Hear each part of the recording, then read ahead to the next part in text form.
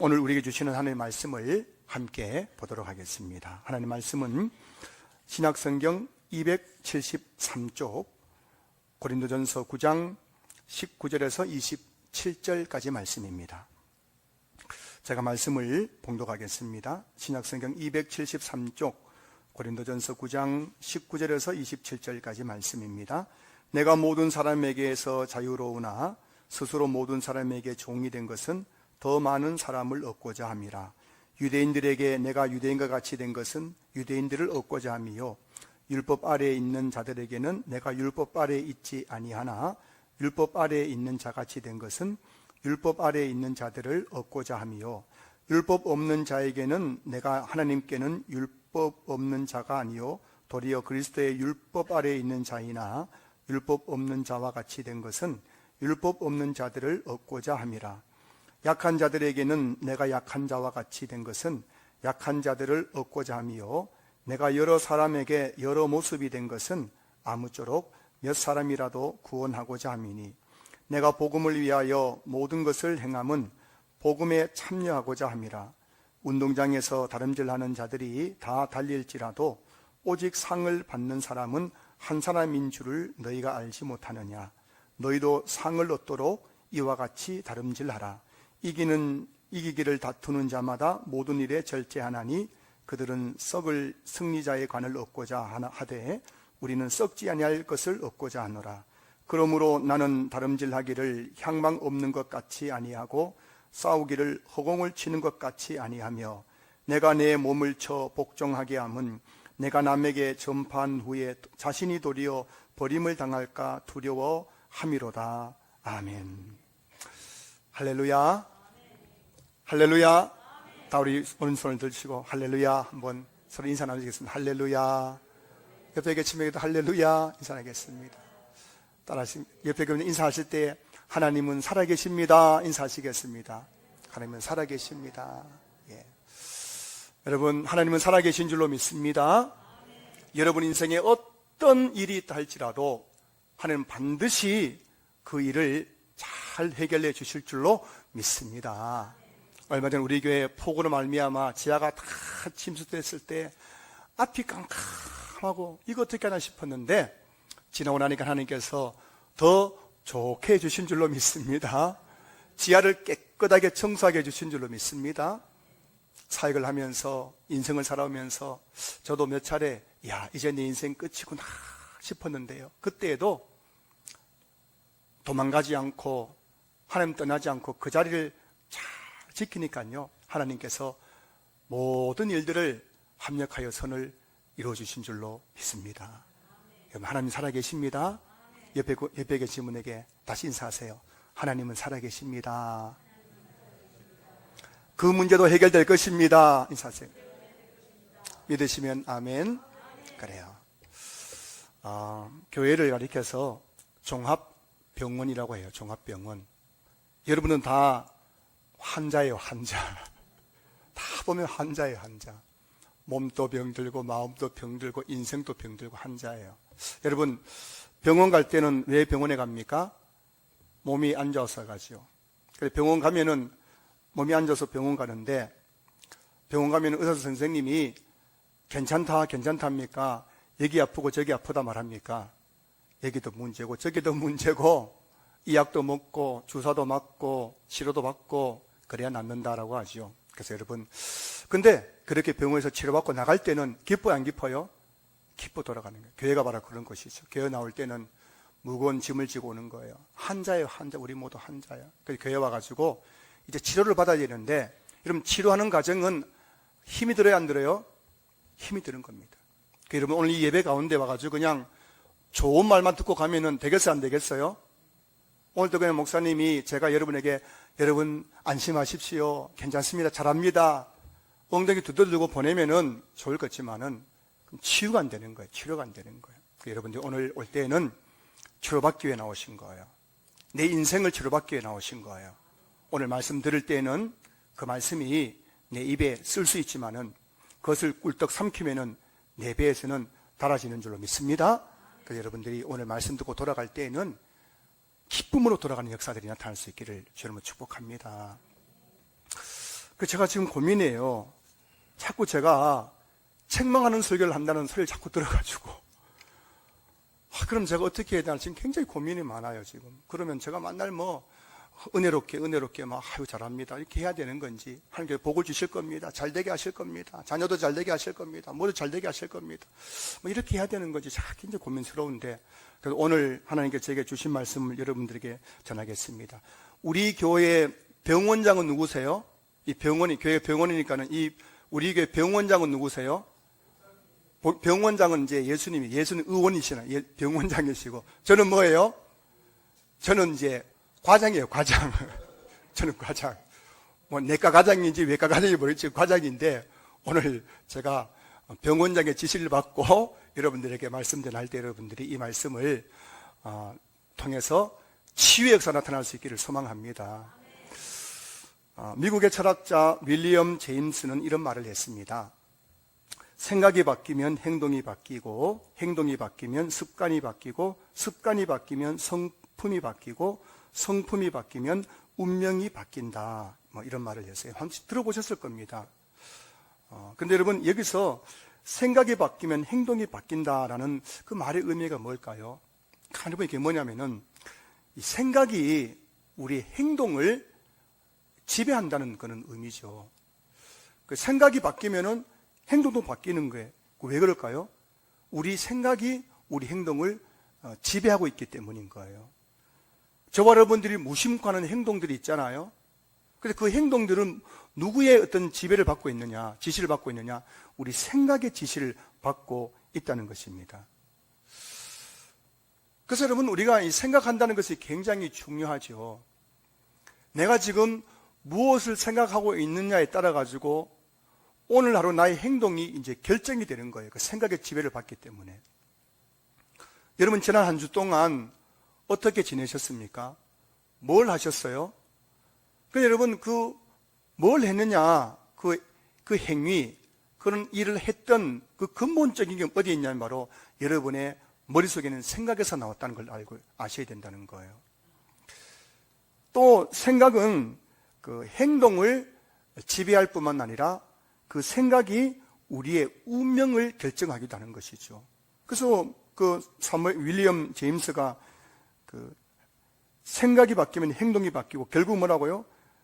운명이 바뀐다. 이게 결론 아닙니까? 이 운명이 우리 인생이잖아요. 삶이잖아요. 우리 삶이 무엇에 결정을 받느냐 하면은 내 생각에서부터 우리 삶이 결정되는 거예요. 여러분, 한 번씩 이런 궁금증이 있으시죠? 10년 후에 나는 어떻게 되어 있을까? 20년 후에 나는 어떻게 되어 있을까? 궁금할 때가 있잖아요. 근데 여러분, 10년 후, 20년 후에 내 모습은 뭘 통해서 우리가 짐작할 수 있냐면 바로 지금 내 생각을 통해서 우리가 미리 짐작할 수 있는 거예요. 지금 내 생각이 늘 부정적이고 또 비판적인 사람들은 10년 가야 똑같이 그냥 부정적이고 비판적인 삶을 살아가는 거예요. 그러나 지금 내 생각이 긍정적이고 미래지향적인 사람은 10년, 20년 후에 어떤 사람으로 바뀔지 모르는 거예요. 여러분, 예쁘게 늙고 싶으시죠? 여러분, 인생의 끝이 아름답게 원하시죠? 제 이야기 아니고 전문가들 이야기입니다. 예쁘게 늙는 비결 가르쳐 드릴까요? 얼굴에 보톡스 맞고 무슨 막 화장 막 떡칠하고 그런다고 예쁜 게 아니에요. 여러분 아시죠? 연예인들 20대 때 미스 코리아 출신인 그 연예인들이 한 70대면 얼굴이 완전히 막 엉망된 거 TV에 많이 보셨죠? 왜 그런지 아십니까? 아름답게 예쁘게 늙는 것은 화장, 성형수술, 보톡스에 있는 것이 아니라 마음에 있는 생각에서 나오기 때문이에요. 그럼 우리가 예쁘게 늙으려면 뭐라고요? 예쁜 생각을 하는 사람들은 반드시 늙어서도 얼굴도 예쁘고 그 삶도 예뻐지는 거예요. 인생의 끝이 아름다운 분들, 여러분 잘 죽고 싶으시죠? 정말 아름답게 죽고 싶으시잖아요. 누구든지요. 연세 드신 분들 마음의 소원이잖아요. 그럼 우리가 잘 죽고 아름답게 죽는 방법이 뭔지 아십니까? 이것저것 다 준비해 놓는 것이 아니에요. 장례식장 준비해 놓고 무슨 관도 준비해 놓고 그게 아름답게 죽는 게 아닙니다. 아름답게 죽는 것은 뭐냐면은 내가 예쁜 마음, 생각을 가지고 살아가는 사람들이 결국에는 아름다운 죽음을 맞춰야 된다는 것을, 이게 제 이야기가 아니에요. 전문가들 이야기입니다. 또 더 나아가서 성경이 그걸 말씀하고 있기도 한 것이죠. 지금 내 머릿속에 있는 생각이 결국 내 인생의 그 방향, 질을 결정한다는 거예요. 여러분 지금 무슨 생각하고 있으세요? 염지성 마음속에 혹시 아이고 오늘 최경 목사 설교도 길어지겠네, 또 한 12시 넘기겠네, 이런 생각하는 분들은 10년, 20년에 똑같은 거예요. 그때도 믿음이 또 그 자리에 있는 거예요. 그럼 지금 무슨 생각하세요? 빨리 마치고 지금 놀러 가야 되는데, 이런 분들은 10년, 20년 후에도 똑같아요. 20년 후에도 똑같아요. 그냥. 그런 생각이 그 사람의 미래를 결정하는 겁니다. 잠언 23장 7절, 대저 그 마음의 생각이 어떠하면 그 위인도 그러한즉, 그 마음의 생각이 어떠하냐에 따라서 그 위인도 그러하다고 되어 있지 않습니까? 여러분의 생각이 아름다울 수 있기를 주님으로 축복합니다. 여러분의 삶이 아름다울 수 있길 바랍니다. 여러분의 그 생각이 예쁠 수 있기를 주님으로 축복합니다. 여러분의 인생이 예뻐지는 거예요. 자, 근데 여러분, 신약 성경에서 나오는 인물 중에서 가장 위대한 인물을 가리켜서 대부분 사도 바울이라고 말하죠. 사도 바울은 가장 위대한 사도였고 또 가장 위대한 신학자이기도 했죠. 13권의 신약 성경을 저술한 사람이기도 하죠. 그런데 이런 생각을 해봅니다. 저는 한 번씩, 제가 목사이잖아요. 여러분은 제 생각을 본 적이 있어 없어요? 없죠. 근데 저는 제 생각을 생각하잖아요. 제 생각을 보잖아요. 그때마다 제가 나는 왜 목사인데 이런 생각을 할까 하면서 제 자신에 대해서 참 실망할 때가 있어요. 자, 그러면서 오늘 이 설교를 준비하면서 바울은 도대체 무슨 생각하며 살았을까? 생각이 바뀌면 행동이 바뀌고, 생각이 바뀌면 결국 운명이 바뀐다라고 그렇게 이 윌리엄 제임스라는 그런 철학자가 이야기했는데, 그럼 바울은 도대체 매일매일 어떤 생각을 하며 살았을까?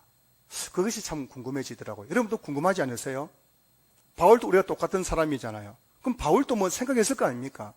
아침에 자고 났을 때도 뭐 생각이 떠올랐을 것이고, 하루 살아가면서 무슨 생각을 했을 거 아닙니까? 그럼 도대체 바울은 어떤 생각하며 살았을까?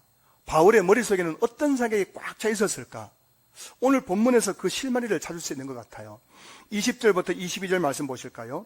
유대인들에게 내가 유대인같이 된 것은 유대인들을 얻고자 함이요, 율법 아래에 있는 자들에게는 내가 율법 아래에 있지 아니하나 율법 아래에 있는 자같이 된 것은 율법 아래에 있는 자들을 얻고자 함이요, 율법 없는 자에게는 내가 하나님께는 율법 없는 자가 아니요 도리어 그리스도의 율법 아래에 있는 자이나 율법 없는 자와 같이 된 것은 율법 없는 자들을 얻고자 함이라. 약한 자들에게는 내가 약한 자와 같이 된 것은 약한 자들을 얻고자 함이요, 내가 여러 사람에게 여러 모습이 된 것은 아무쪼록 몇 사람이라도 구원하고자 함이니. 자, 오늘 본문에서 바울이 그 자신의 어떤 그런 사람을 대하는 그 어떤 태도를 말하고 있는데, 바울은 유대인을 대할 때는 유대인 같이 행동했다는 것입니다. 그리고 율법 아래에 있는 사람들을 대할 때는 율법 있는 자가처럼 그렇게 행동했다는 거죠. 그리고 율법 없는 사람을 만날 때는 바울 자신도 율법 없는 자처럼 행동했다는 겁니다. 그리고 약한 사람을 만날 때는 그 사람의 그 약함을 함께 공유하면서 나도 약한 자처럼 그들을 대했다는 것입니다. 바울은 여러 사람에게 여러 모습으로 그렇게 다가갔다는 거예요. 여러분, 바울은 사람 만날 때 아무 생각 없이 만난 것이 아니라 어떻게 했다고요? 이 사람을 만날 때는 이 사람에 맞게 만났다는 거예요. 저 사람을 만날 때는 저 사람에 맞게 만났다는 거예요.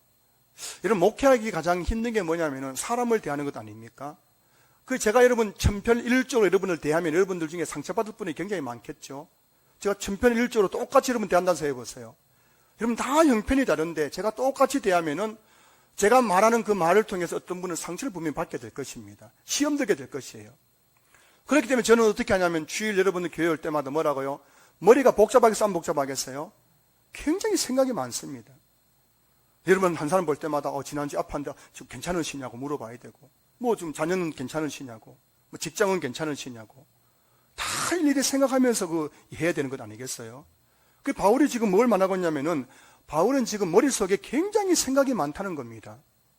이 사람처럼 율법이 있는 사람은 율법 있는 사람처럼 대해야 되고, 율법 없는 사람은 율법 없는 사람처럼 대해야 되고, 약한 사람들은 약한 사람처럼 대해야 되고, 여러 사람에게 여러 모습으로 다 다가가려면 얼마나 생각이 많겠습니까? 그런데 바울이 그 생각의 중심에 뭐가 있습니까? 오늘 보면 20절부터 22절 보시면은 얻고자 함이요, 얻고자 함이라, 얻고자 함이요, 구원하고자 함이라. 바울이 여러 가지 생각을 많이 했습니다. 이 사람은 이렇게 대하고 저 사람은 저렇게 대하는데, 그 궁극적인 목적이 뭐냐면은 내가 이렇게 이 사람을 대함으로 말미암아 그 사람을 어떻게 하든지 얻고자 함이요, 구원하고자 함이라는 겁니다. 바울의 머릿속에는 뭐가 있냐면은 어떻게 해서든지 한 사람 한 사람을 그렇게 만나면서 그 사람을 어떻게 하면 구원할 수 있을까, 그 생각이 바울의 머릿속에 꽉 차 있었다는 것입니다. 19절 보시면은 내가 모든 사람에게서 자유로우나 스스로 모든 사람에게 종이 된 것은 더 많은 사람을 얻고자 함이라. 바울은 누구를 만나든지 종이 주인을 섬기듯이 한 사람 한 사람을 섬기면서 어떻게 하든지 그 사람을 예수 믿고 구원받게 하려는 그 생각이 바울의 머릿속에 꽉 차 있었다는 거예요. 밤에 잠을 잘 때에도, 밥을 먹을 때에도, 하루의 일상적인 삶을 살아갈 때에도, 사람을 만날 때에도 바울의 머릿속에는 어떻게 전도할까? 어떻게 복음을 전할까? 어떻게 구원할 수 있을까? 이 생각으로 그냥 온 머리가 꽉 차 있었던 거예요. 바울의 머리를 딱 쪼개고 보면 그게 나오는 거 하나예요. 복음이에요, 복음. 자, 그러나 그런 생각들이 꽉 차 있던 그 바울의 생각이 뭐냐, 복음으로 꽉 차 있으니까 결국 그 생각이 바울의 운명을 바꾸어 놓았습니다. 어떻게 바꾸어 놓았을까요? 사도행전 20장 24절 보시면은 내가 달려갈 길과 주 예수께 받은 사명 곧 하나님의 은혜 복음을 증언하는 일을 마치려 하면은 나의 생각조차 나의 생명조차 조금도 귀한 것으로 여기지 아니하노라. 여러분 보십시오. 바울이 어떤 사람이었습니까? 교회를 핍박하고 잔멸하려고 했던 사람입니다. 예수 믿는 사람들 잡아서 옥에 가두고 죽이기도 했던 사람입니다. 그런데 이 바울이 머릿속에 예수님을 만나고 어느 순간 바울의 머릿속에 복음으로 가득 차게 되자 그 바울이 어떻게 바뀝니까? 복음을 위해서 자기 생명을 조금 더 귀하지 않는 그런 삶으로 바울의 삶이 완전히 바뀌어버렸다는 것이에요. 여러분 자녀 중에서 자녀분들이 좀 바뀌었으면 좋겠다는 분들 계시죠. 남편이 좀 바뀌었으면 좋겠다는 분이 계시죠. 아내가 좀 바뀌었으면 좋겠다는 분이 계시죠. 여러분, 우리가 어떻게 바뀔 수 있을까요? 생각이 바뀌지 않고는 절대 사람이 바뀌지 않습니다. 생각이 바뀌어야 바뀌죠. 여러분, 거지를 궁궐에 갖다 놔도 그 거지는 거지 짓을 하는 거예요. 거지의 생각이 바뀌지 않으면 그 사람은 어디 갖다 놔도 거지입니다. 거지. 왕자는 왕궁에 있든지 길거리에 동전을 구걸하든지 그 사람은 왕자처럼 행동하는 거예요. 그러니 생각이 바뀌지 않고선 사람이 바뀌지 않는 겁니다. 그런데 바울은 뭐라고요? 생각이 바뀌었잖아요. 복음을 핍박하던 자리에서 머릿속에 복음으로 가득히 채워져 가지고 어떻게 하든지 한 사람이라도 구원하려고 하는 그 생각이 바울의 생각을 지배하니까요, 바울은 자기 생명도 복음을 위해서는 아까워하지 않는 그런 사람으로 바뀌게 되더라는 겁니다. 무슨 생각을 하느냐? 그게 그 사람의 인생을 바꿔놓는 거예요. 여러분의 10년, 20년 후의 인생이 무엇에 의해 결정될까요? 오늘 제가 자꾸 이런 말 들으면 여러분들이 잔소리처럼 들릴지 모르지만, 여러분 제발 돈이 내 인생을 바꿔놓을 것이라고 생각하는 분들은 그거 착각이라는 걸 아셔야 됩니다. 더 좋은 빌딩, 더 좋은 무슨 아파트가 내 인생의 질과 내 삶의 질을 바꿔놓을 거라고 생각하는 분들은 그게 착각이라는 것을 오늘 여러분 깨달을 수 있기를 주님을 축복합니다. 여러분의 10년, 20년 후에 인생을 결정하는 것은 지금 여러분이 무엇을 생각하며 사느냐에 달려 있는 거예요. 생각이 쌓이고 쌓여서 내 인생을 만드는 것 아닙니까?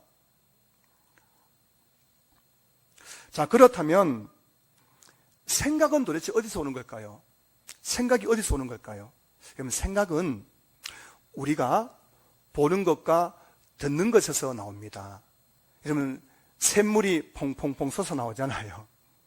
그처럼 우리 머릿속에 있는 생각들은 어디서 나오냐면은 그것은 내가 매일매일 무엇을 보고 있느냐, 무엇을 지금 듣고 있느냐에 따라서 내 생각이 이제 결정되는 거예요. 맨날 TV 리모컨 들고 있는 사람처럼 TV 리모컨 들고 막 채널 돌리는 사람 있죠.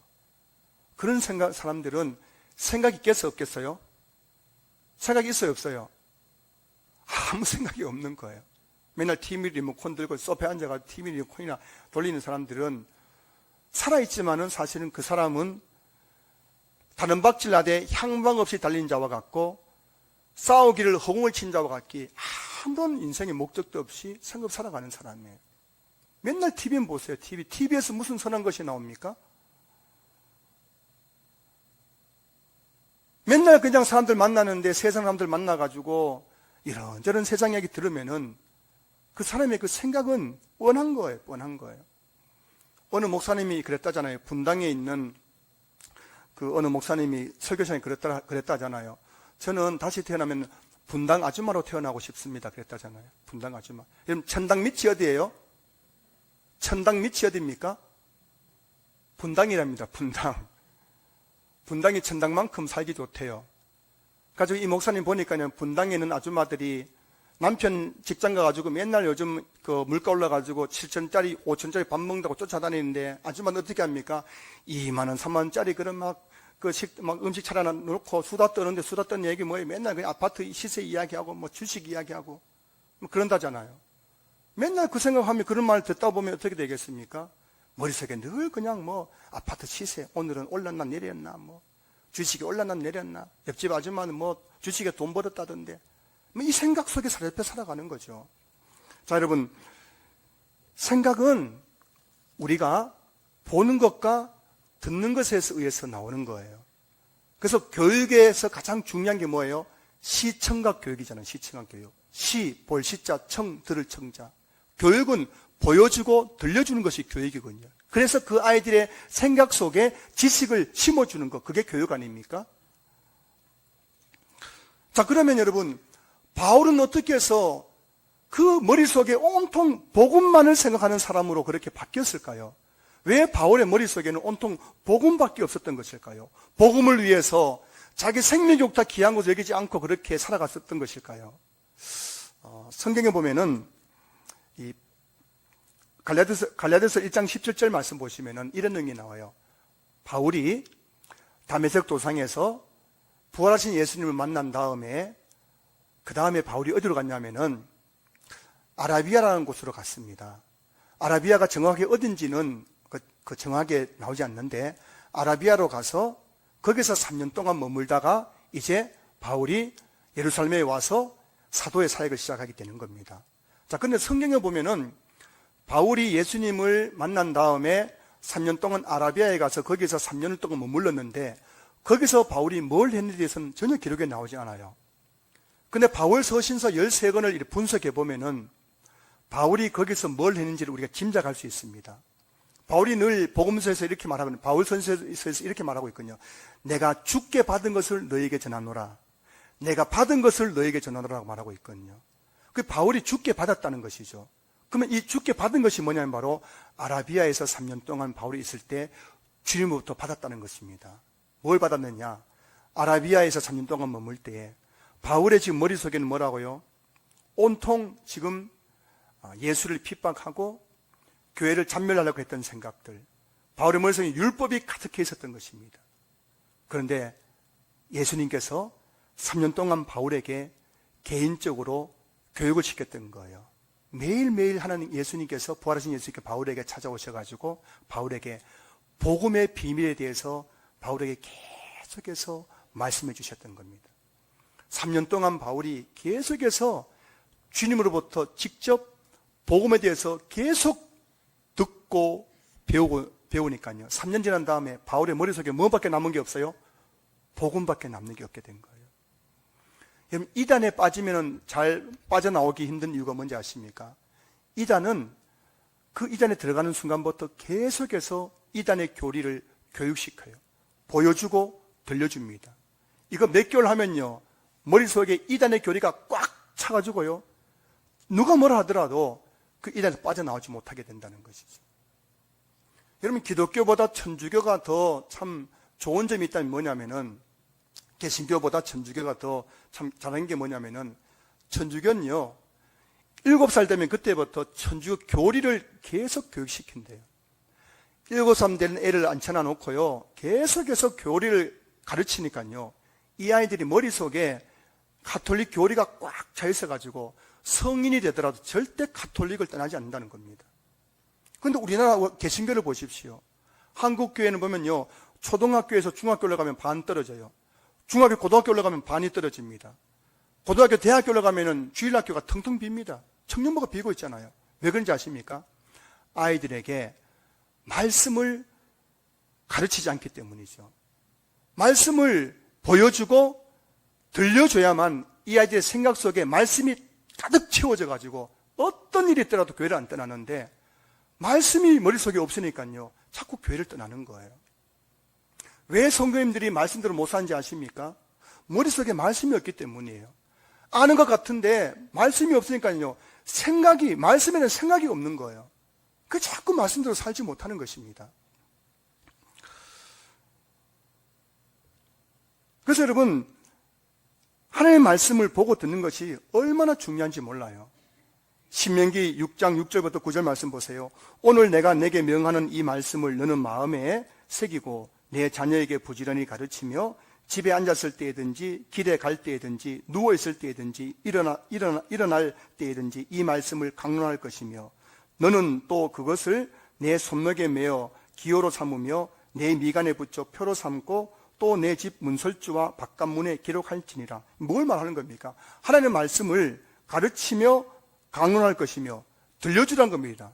그리고 내 손목에 매어 기호를 삼으며 내 미간에 붙여 표로 삼고 또 내 집 문설주와 바깥문에 기록할지니라. 뭔 말입니까? 보여주라는 겁니다.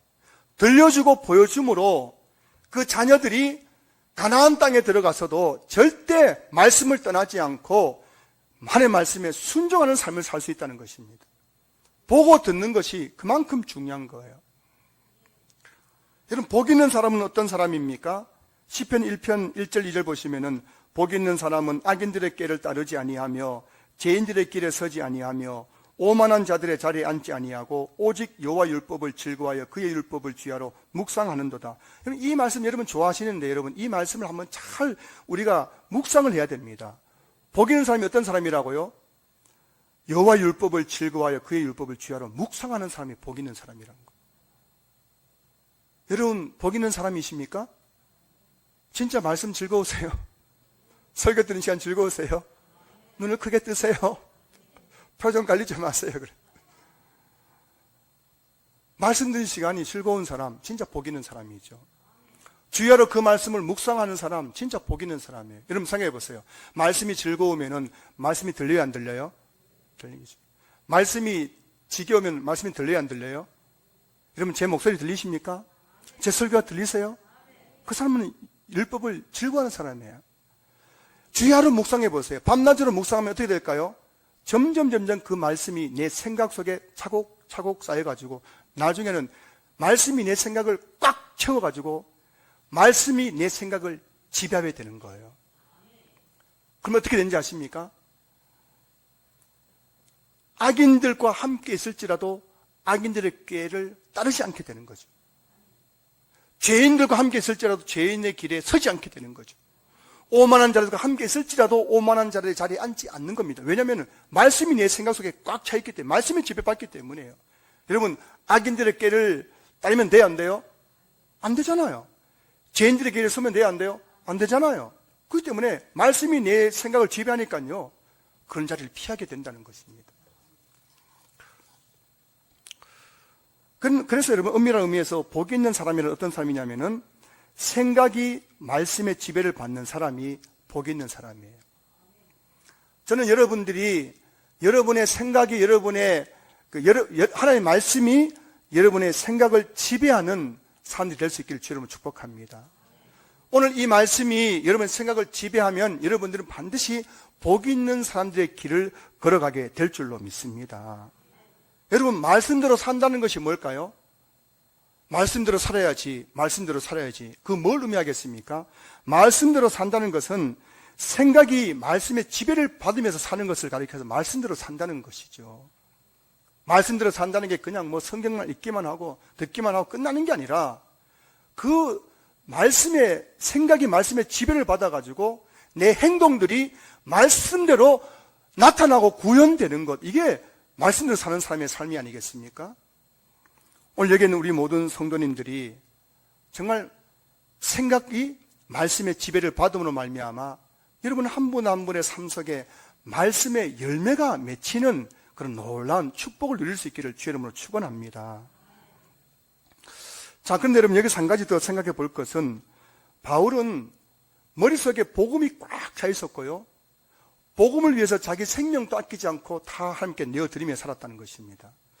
어떻게 해서 이런 일이 가능했을까요?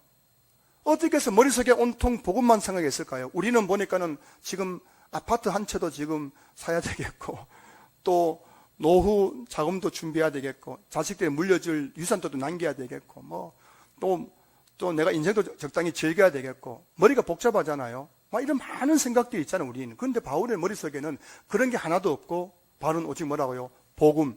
머릿속에 복음밖에 없었던 거예요. 그리고 그 복음을 위해서 내 생명도 아끼지 않고 내어드렸다는 겁니다. 어떻게 이게 가능했을까요? 자, 24절 보실까요? 운동장에서 다름질 하는 자들이 다 달릴지라도 오직 상을 받는 사람은 한 사람인 줄 너희가 알지 못하느냐. 너희도 상을 받도록 이와 같이 다름질하라 되어 있죠. 자, 운동장에서 달리기 하지 않습니까? 달리기 할 때 초등학교 이맘때쯤 되면은 가을 운동회 하잖아요.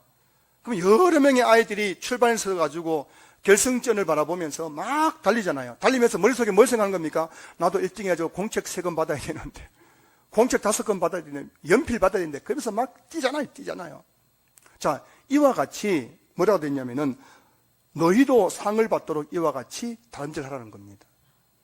운동장에서 아이들이 1등 해가지고 연필 5자루 공책 5권 받으려고 그렇게 달려가는 것처럼 너희들도 이와 같이 상을 받도록 다름질하라. 근데 여기서 상은 무슨 상일까요? 천국에서 주님이 주시는 상 아닙니까? 오늘 여기서 이 다름질이 뭘 의미하면은 오늘 저와 여러분들은 이 땅에서 다름질하는데 어떤 다름질하면은 천국이라는 결승점을 향해서 지금 달려가고 있는 거예요. 그 천국에서 주님이 주실 상을 바라보면서 달려가는 것이 오늘 우리의 신앙생활이란 것입니다. 오늘 설교 제목이 뭐예요? 당신은 지금 어디로 가나요? 여러분 지금 어디로 가고 있는지 알고 계십니까? 여러분 지금 천국을 향해서 달려가고 있는 거예요. 천국에서 주님이 주실 상을 바라보면서 나도 그 상 1등상 받아야지, 나도 공책 3권 받아야하고 연필 5자루 받아야지 하면서 달려가는 아이처럼 우리도 천국에서 주님이 주실 상을 바라보면서 그렇게 달려나가는 것이 신앙생활이라는 것입니다. 오늘 바울이 한평생 복음만 생각하고 복음을 위해서 살았던 이유가 뭐냐면은 바울은 알고 있었다는 것입니다. 내 인생의 마지막에 천국이 있고 그 천국에서 주님이 주실 상이 있다는 것을 알고 있었던 거예요. 특별히 오늘 본문에서 이 상은 어떤 상입니까? 복음을 전하는 자에게 주시는 상이군요. 복음을 전하는 자에게 주님께 특별한 상을 주신다는 걸 알고 있었기 때문에 바울은 자기의 평생을 다해서 생명까지 내어놓으면서 복음 전하는 일을 위해서 살았던 것입니다. 주님이 내게 상을 주실 것이지, 내가 이렇게 고생하고 수고하면서 복음 전할 때 주님이 내게 상을 주시지, 그걸 바라보면서 바울은 자기 생명도 아끼지 않고 복음을 위해서 살 수 있었다는 것을 말하고 있는 겁니다. 저는 한 번씩 천국이 아파트 한 채보다 못하다는 생각이 들 때가 있어요. 자, 여러분 아파트가 좋으세요? 천국이 좋으세요? 자, 오늘 이 시간 하나님께서 여러분에게 내가 강남에 노른자 땅에 있는 아파트 한 채 줄까? 천국 들어가게 해줄까? 하면 여러분들 뭘 선택하시겠습니까? 예. 좋습니다. 좋은데요. 우리 현실은 그렇지 않는 것 같아요. 우리 현실은 절대 그렇지 않은 것 같습니다. 여러분, 영끌족이라고 들어보셨죠? 영끌족. 영끌족의 사전적 의미가 뭐냐면은 최대한의 대출을 받아서 집을 사거나 주식 등에 투자한 사람을 가리켜서 영끌족이라고 합니다.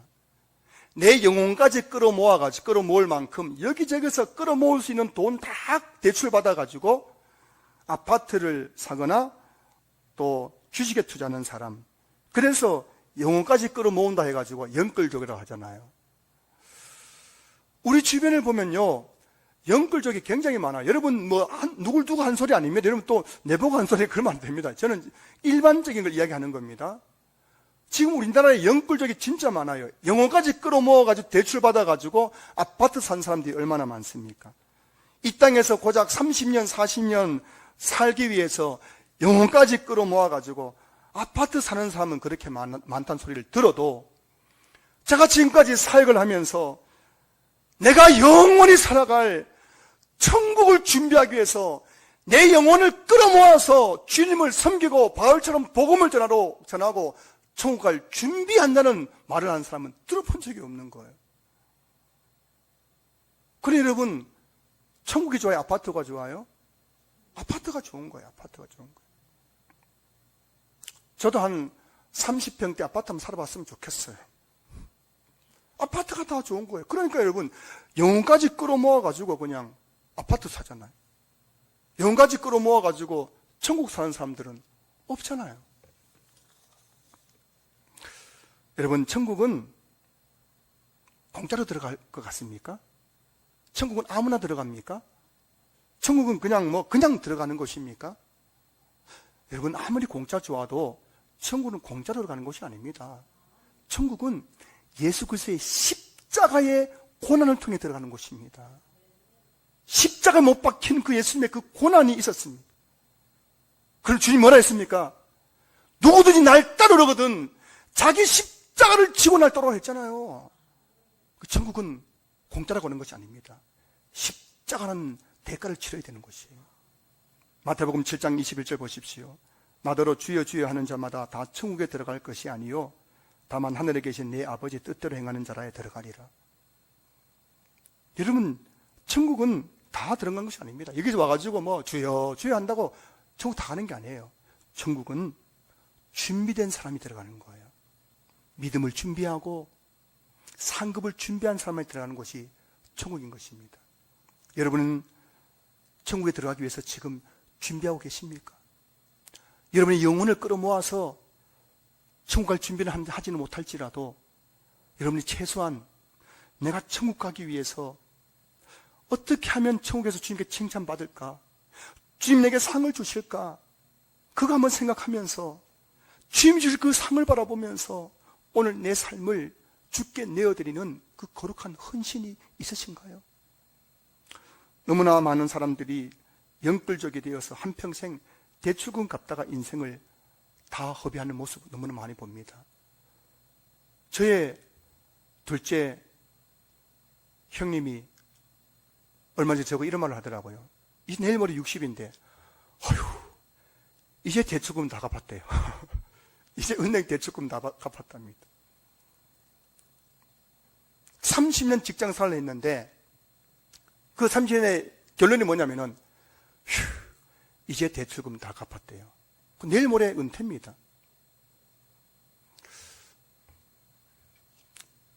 여러분은 아파트 대출금 갚으려고 이 세상에 태어나셨습니까? 너무나 많은 사람들이 그 젊은 날 30대, 40대, 50대 그 젊은 나이에 인생의 가장 좋은 시절을 뭘 위해 사냐면은 아파트 대출금 갚으려고 사는 거예요. 대출 갚으려고 사는 거예요. 그리고 은퇴하는 겁니다. 그리고 이 땅을 하직하는 거죠. 그게 여러분 진짜 하나님께서 우리를 구원하신 목적이겠습니까? 여러분 한번 생각해 보십시오. 만약 하나님께서 오늘 나를 부르신다면 내가 무슨 낯짝으로 주님을 뵐 수 있겠습니까? 벼룩도 낯짝이 있어야 되죠.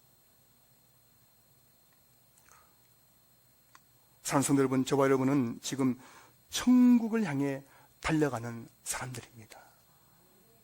우리 인생의 결승점은 천국이에요. 우리 인생의 결승점은 아파트 대출금 다 받고 내 집 하나 제대로 마련하는 것이 인생의 결승점이 아니라 우리 인생의 결승점은 천국인 거예요. 천국. 저는 이곳에 계신 우리 신앙교회 모든 성도님들의 인생의 목적이 아파트 연글 쪽으로 살다가 대출금 다 갖고 나서 휴, 이제 다 갚았다 하면서 은퇴하는 인생들이 아니라 내 남은 삶을 천국 연끌 쪽이 되어서 내가 주님께 받을 상을 바라보면서 힘써 달려가는 우리 성도들 될 수 있기를 주님의 이름으로 축원합니다. 자, 그렇다면 여러분, 천국 연끌족이 되기 위해서 우리에게 필요한 것은 무엇일까요? 자, 25절 말씀 보실까요? 이기기를 다투는 자마다 모든 일에 절제하나니 그들은 썩을 승리자의 간을 얻고자 하되 우리는 썩지 아니할 것을 얻고자 하노라. 여기서 이기기를 다투는 자마다 모든 일에 절제하나니라는 이 말씀은 바로 뭘 두고 한 말이냐면은 당시 고린도에는 3년마다 이스티미안이라는 그런 경기가 열렸습니다.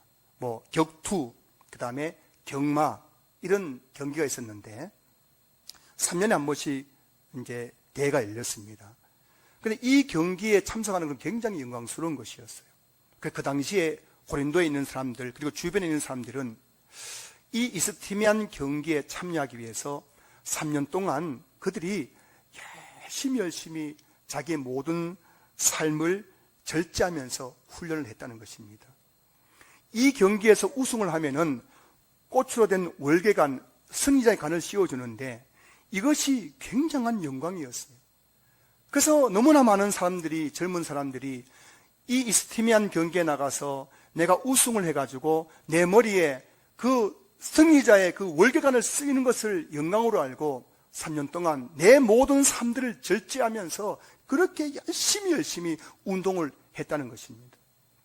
자, 그러면서 오늘 바울이 뭐라고 말하고 있습니까? 그들은 썩을 승리자의 간을 얻고자 하되 우리는 썩지 아니할 것을 얻고자 하노라. 여러분, 이 이스미안 경기에 참여하는 그 사람들은 꽃으로 된 썩을 면류관을 얻기 위해서 그렇게 열심히 자기를 절제하며 살아간다면 오늘 저와 여러분들은 천국에 사는 게 주실 썩지 않을 그 면류관을 얻기 위해서 달려가는 사람들 아닙니까? 우리나라를 대표하는 축구선수 영국 프리미어 리그의 손흥민 선수 아시죠? 이 손흥민 선수 프리미어 리그는 세계에서 최고 수준의 선수들이 모여있는 곳이 프리미어 리그인데 작년에 올 상반기죠. 올 상반기에 이 손흥민 선수가 프리미어 리그에서 골을 제일 많이 넣은 선수에게 주는 그 상인 골든 부츠상을 수상했습니다. 1등상에 골을 제일 많이 넣었다는 겁니다. 여러분, 제가 손흥민 선수에 대한 기사를 보고 이야기를 들어보니까요, 손흥민 선수는 자기가 세계 최고의 선수가 되기 위해서 얼마나 철저하게 자기를 관리하는지 모릅니다. 여러분, 밤에 배고프면 라면 끓여 먹어요, 안 끓여 먹어요? 그냥 우리 배고프면 막 그냥 라면 끓여 먹고 피자 시켜 먹고 뭐 치킨 시켜 먹고 다 하잖아요. 자고 싶으면 자고 뭐 놀고 싶으면 놀고 다 하잖아요. 근데 손흥민 선수는 자기가 세계 최고의 선수가 되기 위해서 절대로 몸에 해로운 걸 안 먹는다는 거예요. 철저하게 자기 시간 관리를 하면서 절제하면서 운동을 매진한다는 겁니다. 그 이유가 뭐예요? 세계 최고의 선수가 되기 위해서, 골든 부츠상을 받기 위해서. 한 번은 기자가 물었습니다. 결혼은 언제 할 예정이십니까? 그랬더니면은 손흥민 선수가 결혼은 은퇴 이후에 하겠대요. 그 왜 은퇴 이후에 하려고 하냐라고 물었더니만은 하는 이야기가 결혼하면은 축구에 집중할 수 없기 때문입니다. 31살 꽃다운 나이, 얼마나 아름다운 아가씨들이 꼬시겠어요. 자고 결혼해 주세요. 그런데도 그 절제하는 이유가 뭐라고요? 손흥민 선수는 세계 최고의 선수가 되기 위해서 자신을 그렇게 절제하는 거예요. 결혼까지 하지 않으면서 그 운동에 매진하고 있다는 것입니다. 여러분, 부끄럽더라고요. 복음을 알지도 못하는 손흥민 선수도 그렇게 최고가 되기 위해서, 1등이 되기 위해서, 상 받기 위해서 그렇게 자기 삶을 절제하면서 그래 하는데 나는 뭔가 천국이 있다고 믿는 나는 뭔가? 천국에서 주님이 주실 상급이 있다고 믿는 이 목사 최경우는 도대체 뭘 하고 있는가? 손흥민 선수 보면서도 부끄러움을 느끼는 거예요. 먹고 싶은 거 다 먹고, 하고 싶은 거 다 하고, 놀고 싶은 거 다 놀고, 언제 우리가 천국을 준비하겠습니까? 기도할 시간이 없으세요, 여러분? 말씀 볼 시간이 없으세요? 예배 드릴 시간이 없으세요? 전도할 시간이 없으세요? 이게 뭘 의미하는지 아십니까? 내가 지금 얼마나 무절제하는 삶을 살고 있는지를 보여주는 거잖아요. 주님이 우리를 구원하신 목적은 주님과 함께 교제하게 하기 위해서, 하나님의 영광 위해서 살라고 우리를 구원해 주신 것이죠. 그런데 우리는 어떻게 살아가고 있습니까? 기도할 시간 없어요. 예배 드릴 시간 없어요. 전도할 시간 없어요. 말씀 볼 시간 없어요. 얼마나 우리가 무절제하게 사는지 모르는 거예요. 오늘 정말 저와 여러분들이 이 바울이 말하는 것처럼, 여러분, 우리는 썩지 않을 멸관을 얻기 위해서 천국이라는 결심점을 향해서 달려가고 있는 사람들입니다. 진짜 우리에게 필요한 게 뭔지 아십니까? 절제예요, 절제. 그 상을 받기 위해서는 절제해야 되는 겁니다. 이 세상에 좋은 거 많고 하고 싶은 거 많지만 그 하나를 절제하면서 천국을 위해서 영끌족이 되어가지고 내 영혼을 끌어모아서 천국을 위해서, 천국을 받을 상급을 위해서 살아가는 것이 오늘 저와 여러분의 삶이 되어야 될 줄로 믿습니다. 27절 보십시오. 27절. 내가 내 몸을 쳐 복종하게 함은 내가 남에게 전파한 후에 자신이 도리어 버림을 당할까 두려워함이로다. 이 바울 당시에도 한때는 예수 믿는다고 내가 지금 복음 전도자라고 막 그렇게 설치던 사람들이 많았거든요. 근데 그들이 얼마 지나니까 어떻게 되었습니까? 세상에 물들어 세상으로 돌아가 버렸다는 거예요. 그걸 보면서 말하고 있지 않았습니까? 내가 내 몸을 쳐서 복종하게 하면 내가 남에게 전판 후에, 복음을 전판 후에 자신이 도리어 버림을 당할까 두려워함이로다. 대한민국에서 전도해 보십시오. 한때는 장로님이었습니다. 한때는 권사님이었습니다. 지금은 뭐예요? 교회 안 다녀요. 한때는 장로라고 건설하고 막 떠벌리면서 막 열심을 다해가 전도가 했던 사람들인데, 내가 전도한 사람이 교회에서 지금 장로가 되어 있는데 나는 뭐라고요? 교회를 떠나버린 거예요. 왜 그렇습니까? 내 생각 속에 말씀으로 채워져야 내가 믿음의 삶을 살 수 있는데, 내 생각 속에 말씀이 없으니까요, 맨날 보는 게 듣는 것이 세상적인 것이니까는 결국은 뭐라고요? 내 생각이 지배받아가지고 교회를 떠나버리는 거예요. 사랑하는 성도 여러분, 여러분의 10년 후에 20년 후의 모습이 궁금하시죠? 지금 여러분의 생각이 여러분의 미래를 결정하는 겁니다. 그 생각을 결정하는 게 뭔가요? 여러분이 지금 보고 있는 것, 듣고 있는 것, 여러분의 생각을 결정하는 거예요. 여러분은 지금 무엇을 보고 계십니까? 무엇을 듣고 계십니까? 그것이 여러분의 미래를 결정할 것입니다. 사랑하는 성도 여러분, 말씀을 보십시오. 말씀을 들으십시오. 여러분의 생각이 말씀의 지배를 받으십시오. 여러분 복 있는 사람이 될 것입니다. 천국에서 상 받는 사람이 될 것입니다. 여러분 천국 영끌족이 될 것입니다. 여기는 우리 모든 성도님들이 한평생 아파트 영끌족 되어가지고 이제 대출은 다 갚았네 그러면서 은퇴하는 인생 되지 마시고, 천국 영끌족이 되어가지고 내 남은 삶 내가 어떻게 하면 천국을 준비할 것인가, 내 영혼까지 끌어모아서 주님을 섬기고 주님을 살아갈 수 있는 그런 멋진 성도를 될 수 있기를 주님의 이름으로 축원합니다. 축원합니다. 축원합니다.